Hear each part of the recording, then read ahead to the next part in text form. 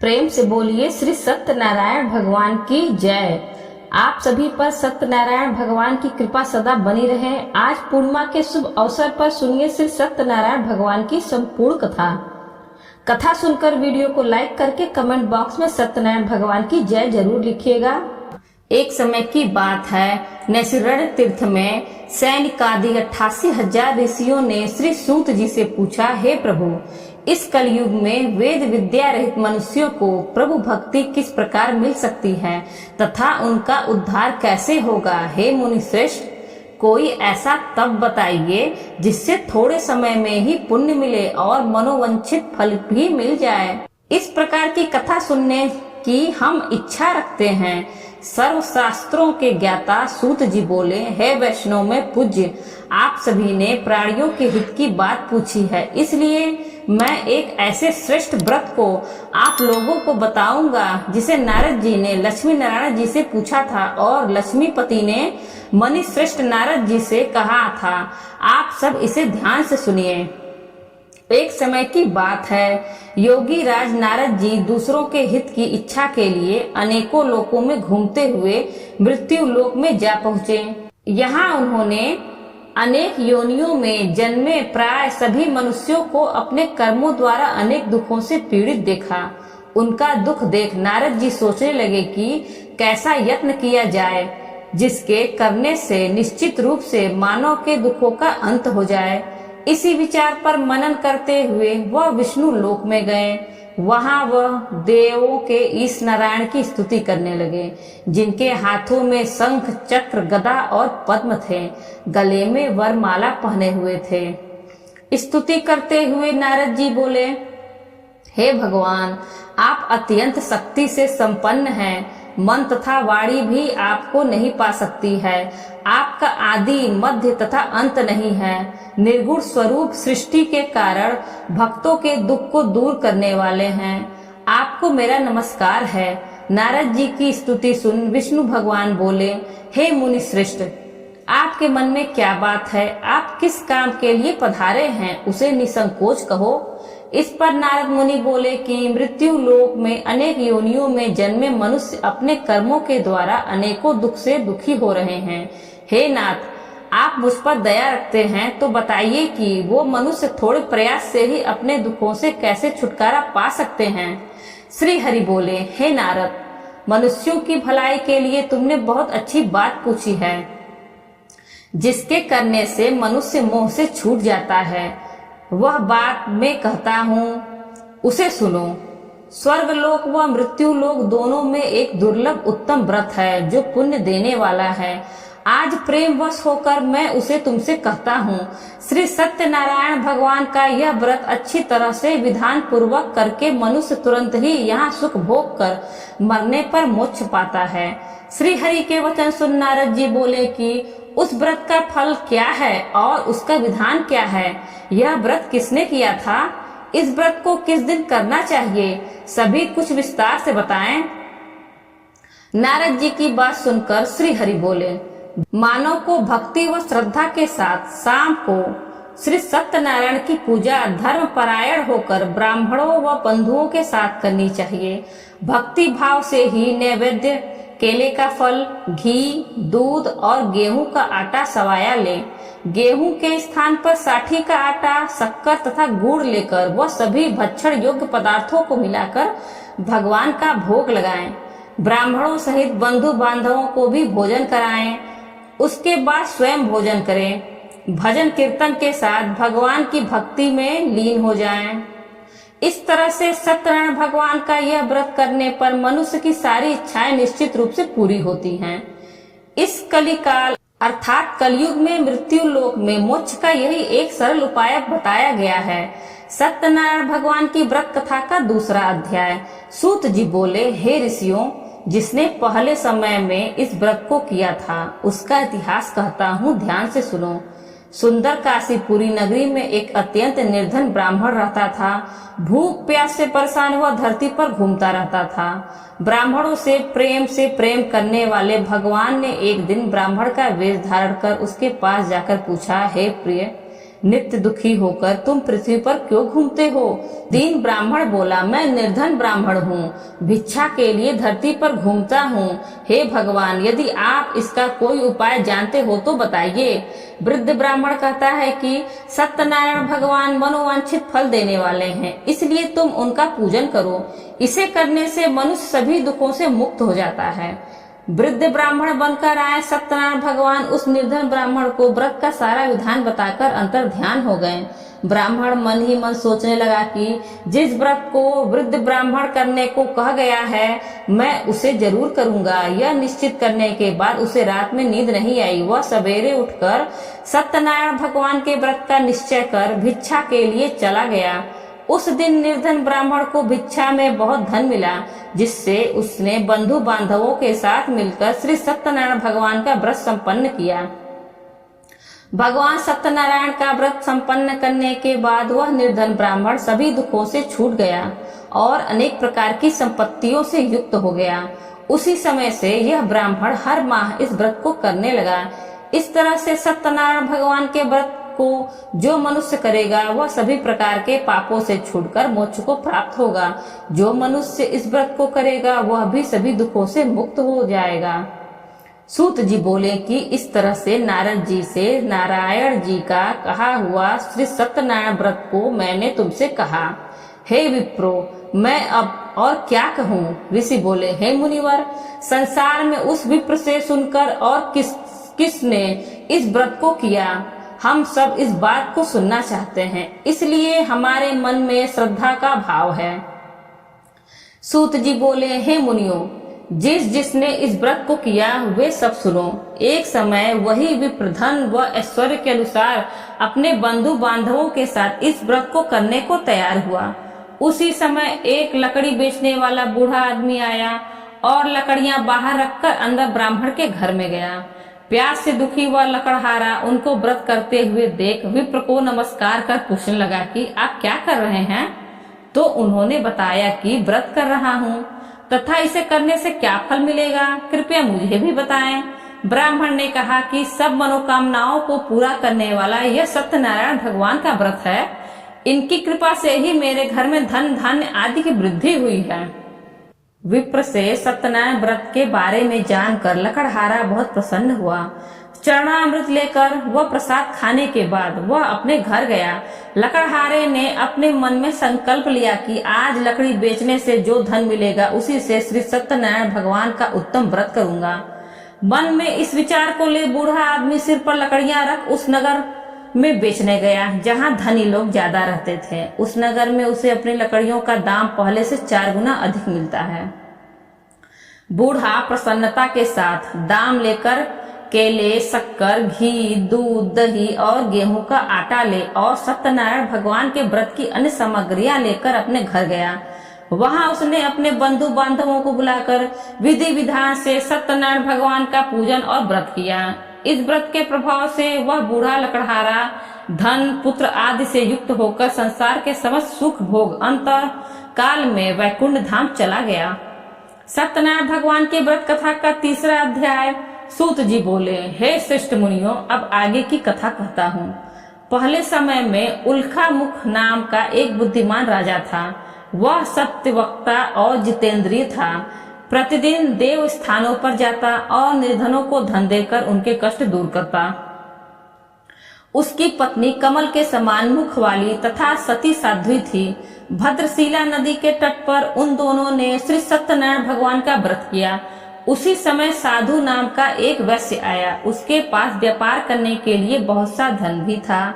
राजा को व्रत करते हुए देखकर वह विनय के साथ पूछने लगा, हे राजन, भक्ति भाव से पूर्ण होकर आप यह क्या कर रहे हैं? मैं सुनने की इच्छा रखता हूँ, तो आप मुझे बताएं। राजा बोला, हे साधु, अपने बंधु बांधवों के साथ पुत्र आदि की प्राप्ति के लिए एक महाशक्तिमान श्री सत्यनारायण भगवान का व्रत व पूजन कर रहा हूँ। राजा के वचन सुन साधु आदर से बोला, हे राजन, मुझे इस व्रत का सारा विधान कहिए। आपके कथनानुसार मैं भी इस व्रत को करूंगा। मेरी भी संतान नहीं है और इस व्रत को करने से निश्चित रूप से मुझे संतान की प्राप्ति होगी। राजा से व्रत का सारा विधान सुन व्यापार से निवृत्त हो वह अपने घर गया। साधु वैश्य ने अपनी पत्नी को संतान देने वाले इस व्रत का वर्णन कह सुनाया और कहा कि जब मेरी संतान होगी तब मैं इस व्रत को करूंगा। साधु ने इस तरह के वचन अपनी पत्नी लीलावती से कहे। एक दिन लीलावती पति के साथ आनंदित हो सांसारिक धर्म से प्रवृत्त होकर सत्यनारायण भगवान की कृपा से गर्भवती हो गई। 10वें महीने में उसके गर्भ में एक सुंदर कन्या ने जन्म लिया। दिनों दिन वह ऐसे बढ़ने लगी जैसे कि शुक्ल पक्ष का चंद्रमा बढ़ता है। माता पिता ने अपनी कन्या का नाम कलावती रखा। एक दिन लीलावती ने मीठे शब्दों में अपने पति को याद दिलाया कि आपने सत्यनारायण भगवान के जिस व्रत को करने का संकल्प लिया था उसे करने का समय आ गया है, आप इस व्रत को करिए। साधु बोला कि हे प्रिय, इस व्रत को मैं उसके विवाह पर करूंगा। इस प्रकार अपनी पत्नी को आश्वासन देकर वह नगर को चला गया। कलावती पिता के घर में रह वृद्धि को प्राप्त हो गई। साधु ने एक बार नगर में अपनी कन्या को सखियों के साथ देखा तो वह तुरंत ही दूत को बुलाया और कहा कि मेरी कन्या के योग्य वर देखकर आओ।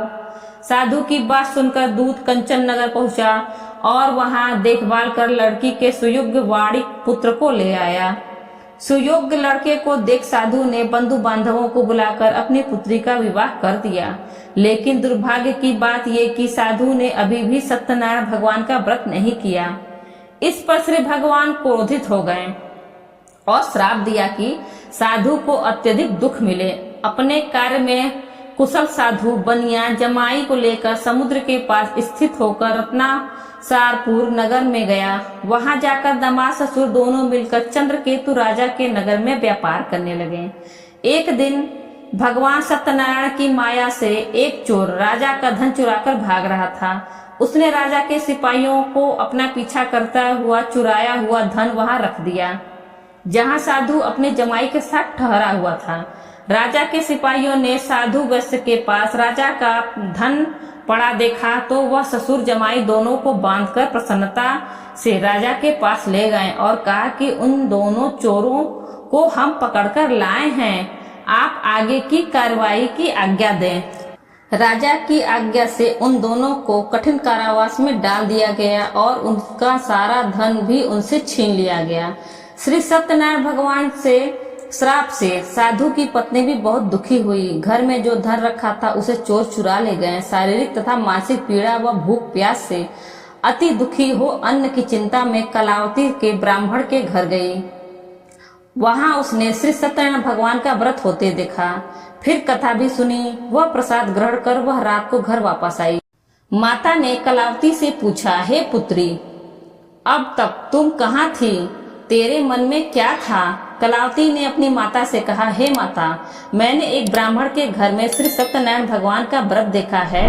कन्या के वचन सुन लीलावती भगवान के पूजन की तैयारी करने लगी।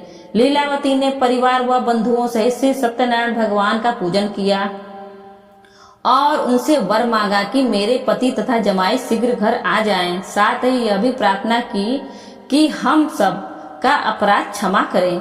श्री सत्यनारायण भगवान इस व्रत से संतुष्ट हो गए और राजा चंद्रकेतु को सपने में दर्शन दिया कि हे राजन, तुम उन दोनों वैश्यों को छोड़ दो और तुमने उनका जो धन लिया है उसे वापस कर दो। अगर ऐसा नहीं किया तो मैं तुम्हारा धन, राज्य व संतान सभी को नष्ट कर दूंगा। राजा को यह सब कहकर वह अंतर ध्यान हो गए। प्रातः काल सभा में राजा ने अपना सपना सुनाया। फिर बोले कि वणिक पुत्रों को कैद से मुक्त कर सभा में लाओ। दोनों के आते ही राजा को प्रणाम किया। राजा मीठी वाणी में बोला, हे महानुभाव, भाग्यवश ऐसा कठिन दुख तुम्हें प्राप्त हुआ है, लेकिन अब तुम्हें कोई भय नहीं है। ऐसा कह राजा ने उन दोनों को नए वस्त्राभूषण भी पहनाए और जितना धन उनका लिया था उससे 2 गुना धन वापस कर दिया। दोनों वैश्य अपने घर को चल दिए। श्री सत्यनारायण भगवान की व्रत कथा का 4था अध्याय। सूत जी बोले, वैश्य ने मंगलाचार कर अपनी यात्रा आरंभ की और अपने नगर की ओर चल दिए। उनके थोड़ी दूर जाने पर एक दंडी वेशधारी श्री सत्यनारायण ने उनसे पूछा, हे साधु, तेरी नाव में क्या है? अभिवाणी वणिक हंसता हुआ बोला, हे दंडी, आप क्यों पूछते हो? क्या धन लेने की इच्छा है? मेरी नाव में तो बेल व पत्ते भरे हुए हैं। वैश्य के कठोर वचन सुन भगवान बोले, तुम्हारा वचन सत्य हो। डंडी ऐसे वचन कह वहां से दूर चले गए। कुछ दूर जाकर समुद्र के किनारे बैठ गए। डंडी के जाने के बाद साधु वैश्य ने नित्य क्रिया के पश्चात नाव को ऊंची उठते देखकर अचंभा माना और नाव में बेल पत्ते आदि देख वह मूर्छित हो जमीन पर गिर पड़ा। मूर्छा खुलने पर वह अत्यंत शोक में डूब गया।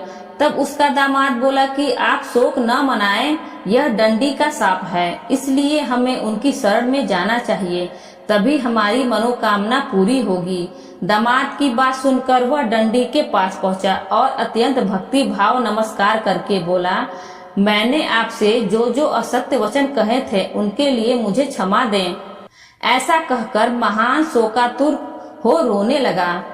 तब डंडी भगवान बोले, हे वणिक पुत्र, मेरी आज्ञा से बार बार तुम्हें दुख प्राप्त हुआ है, तू मेरी पूजा से विमुख हुआ। साधु बोला, हे भगवान, आपकी माया से ब्रह्मा आदि देवता भी आपके रूप को नहीं जानते, तब मैं अज्ञानी कैसे जान सकता हूँ। आप प्रसन्न होइए, अब मैं सामर्थ्य के अनुसार आपकी पूजा करूंगा, मेरी रक्षा करो और पहले के समान नौका में धन भर दो।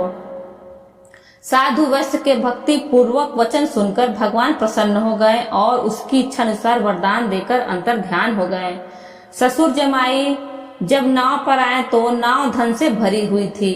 फिर वही अपने अन्य साथियों के साथ सत्यनारायण भगवान का पूजन कर अपने नगर को चल दिए। जब नगर के नजदीक पहुंचे तो दूत को घर पर खबर करने के लिए भेज दिया। दूत साधु की पत्नी को प्रणाम कर कहता है कि मालिक अपने दामाद सहित नगर के निकट आ गए हैं। दूत की बात सुन साधु की पत्नी लीलावती ने बड़े हर्ष के साथ सत्यनारायण भगवान का पूजन कर अपनी पुत्री कलावती से कहा कि मैं अपने पति के दर्शन को जाती हूँ, तू कार्य पूर्ण कर शीघ्र आ जा। माता के ऐसे वचन सुन कलावती जल्दी से प्रसाद छोड़ अपने पति के पास चली गई। प्रसाद की अवज्ञा के कारण श्री सत्यनारायण भगवान रुष्ट हो गए और नाव सहित उसके पति को पानी में डुबो दिया। कलावती अपने पति को वहां न पाकर रोती हुई जमीन पर गिर गई। नौका को डूबा देख वह कन्या को रोता हुआ देख साधु दुखी होकर बोला कि हे प्रभु, मुझसे तथा मेरे परिवार से जो भूल हुई मुझे क्षमा करें। साधु के दीन वचन सुनकर श्री सत्यनारायण भगवान प्रसन्न हो गए और आकाशवाणी हुई, हे साधु, तेरी कन्या मेरे प्रसाद को छोड़कर आई है, इसलिए उसका पति अदृश्य हो गया। यदि वह घर जाकर प्रसाद खाकर लौटती है तो इसका पति अवश्य मिलेगा। ऐसी आकाशवाणी सुन कलावती घर पहुंचकर प्रसाद खाती है और फिर आकर अपने पति के दर्शन करती है। उसके बाद साधु अपने बंधु बांधवों सहित श्री सत्यनारायण भगवान का विधि विधान से पूजन करता है। इस लोक का सुख भोग वह अंत में स्वर्ग जाता है। सत्यनारायण भगवान की व्रत कथा का 5वां अध्याय। सूत जी बोले, हे ऋषियों, मैं और भी एक कथा सुनाता हूँ, उसे भी ध्यान पूर्वक सुनो। प्रजा पालन में लीन तुंग ध्वज नाम का एक राजा था। उसने भी भगवान का प्रसाद त्याग कर बहुत ही दुख सहन किया। एक बार वन में जाकर वन्य पशुओं को मारकर वह बौड़ के पेड़ के नीचे आया और वहां उसने ग्वालों को भक्ति भाव से अपने बंधुओं सहित सत्यनारायण भगवान का पूजन करते देखा। अभिमानवश राजा ने उन्हें देखकर भी पूजा स्थान में नहीं गया और न ही उसने भगवान को नमस्कार किया। ग्वालों ने राजा को प्रसाद दिया, लेकिन उसने वह प्रसाद नहीं खाया और प्रसाद को वही छोड़ अपने नगर को चला गया। जब वह नगर में पहुंचा तो वहां सब कुछ तहस नहस हुआ पाया तो वह शीघ्र ही समझ गया कि यह सब भगवान ने ही किया है। वह दोबारा ग्वालों के पास पहुंचा और विधि पूर्वक पूजा करके प्रसाद खाया तो सत्यनारायण भगवान की कृपा से सब कुछ पहले जैसा हो गया। दीर्घ काल तक सुख भोगने के बाद मरणोपरांत उसे स्वर्गलोक की प्राप्ति हुई। जो मनुष्य परम दुर्लभ इस व्रत को करेगा तो भगवान सत्यनारायण की अनुकंपा से उसे धन धान्य की प्राप्ति होगी। निर्धन धनी हो जाता है और भय मुक्त हो जीवन जीता है। संतानहीन मनुष्य को संतान सुख मिलता है और सारे मनोरथ पूर्ण होने पर मानव अंत काल में वैकुंठ धाम को जाता है। सूत जी बोले, जिन्होंने पहले इस व्रत को किया अब उनके दूसरे जन्म की कथा कहता हूँ। वृद्ध सतानंद ब्राह्मण ने सुदामा का जन्म लेकर मोक्ष की प्राप्ति की। लकड़हारे ने अगले जन्म में निषाद बनकर मोक्ष प्राप्त किया। उल्कामुख नाम का राजा दशरथ होकर वैकुंठ को गए। साधु नाम के वैश्य ने मोर ध्वज बनकर अपने पुत्र को आरे से चीरकर मोक्ष पाया। महाराज तुंग ध्वज ने स्वयंभू होकर भगवान से भक्ति युक्त हो कर्म कर मोक्ष पाया। बोलिए श्री सत्यनारायण भगवान की जय। दोस्तों, वीडियो अच्छी लगी हो तो वीडियो को लाइक करें और ज्यादा से ज्यादा अपने मित्रों के साथ शेयर करें और बेल आइकन दबाना ना भूलें, जिससे आगे आने वाले वीडियो की नोटिफिकेशन आपको सबसे पहले मिल सके। और इसी तरह के वीडियो देखने के लिए हमारे चैनल हिंदी कहानी नई पुरानी को सब्सक्राइब करें। धन्यवाद।